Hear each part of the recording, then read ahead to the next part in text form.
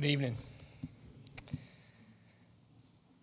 You know, we're living in a time when what is counterfeit is often represented as genuine, as real. The call to authenticity rings louder than ever. Just as we're encouraged to discern the genuine from the fake in our daily lives, so too we're invited to examine whether our faith is genuine. If you will, turn to 2 Corinthians chapter 13, verse 5. We'll look at that here in just a moment. 2 Corinthians 13, verse 5.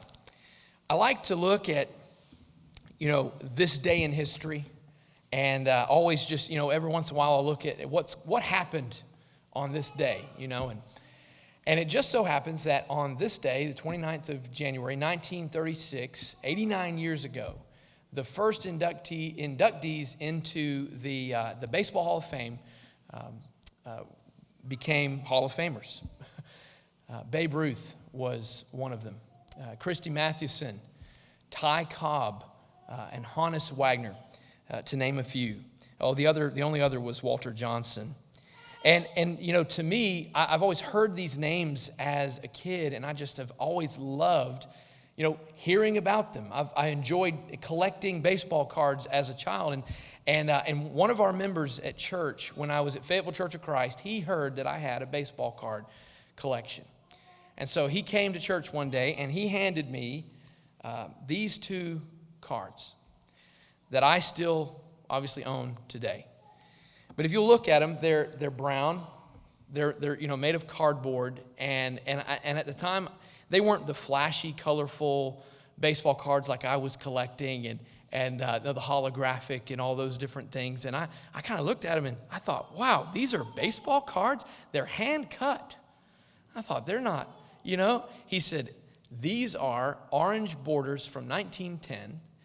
And what they were is an orange border was on an orange box that was a candy box.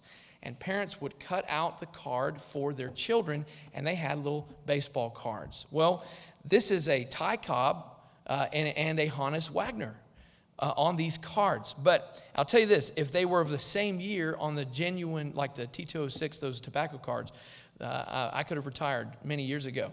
But they're not as valuable as that, but they are of the same year, of the same kind of thing, and most of those boxes got thrown away. And so they're really hard to find. And he told me, he said, these are worth $50 a piece. You just hold on to them, And I've held on to them. And I just happen to have two boys. So I'm going to hold on to them. And I gave Gabriel all the other ones. He'll get these one day. He and James.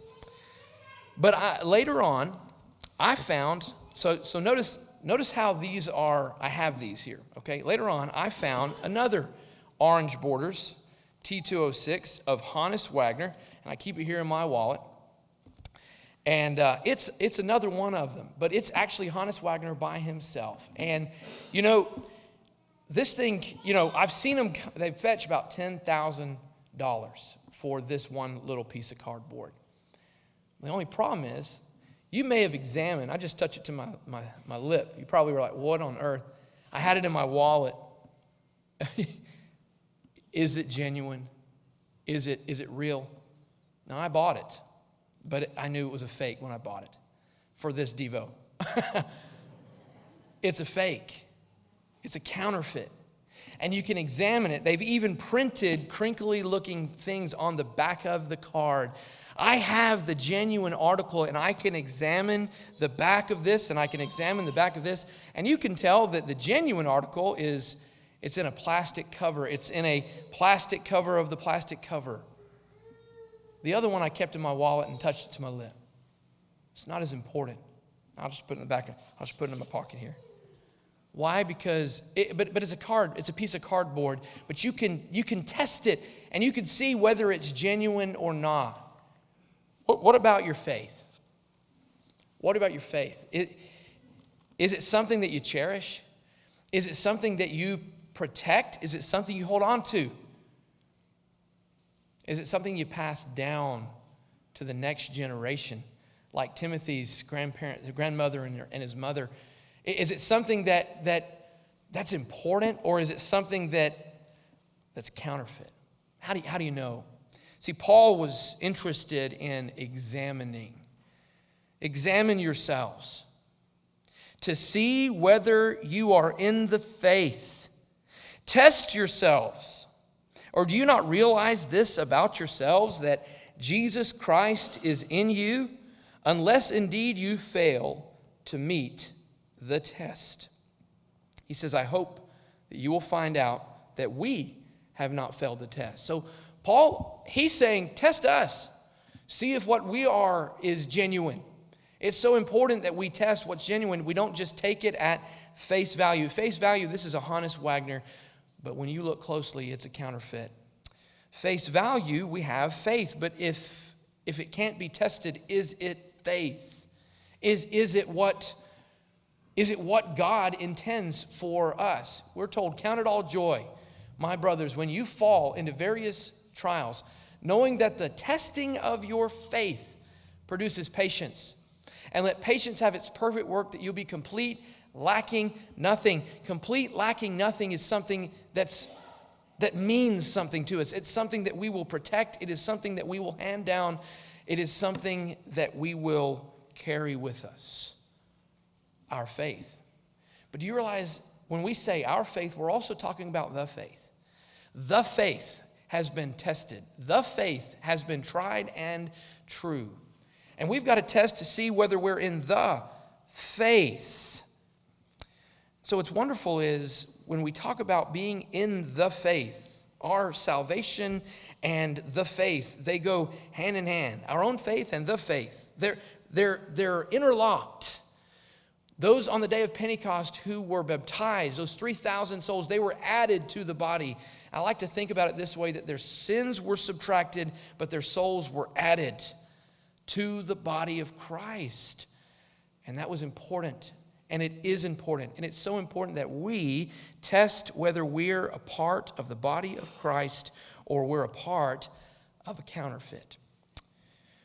One thing, with this invitation is often to ask for prayers. And if that's something that you would like, that we would love to pray with you. But I want this invitation to be maybe a little bit more unique. I want you to test your faith this week. And during this moment of invitation, I want you to think about how strong is your faith? What is something you can implement this week in trying to maybe strike up a conversation with your neighbor?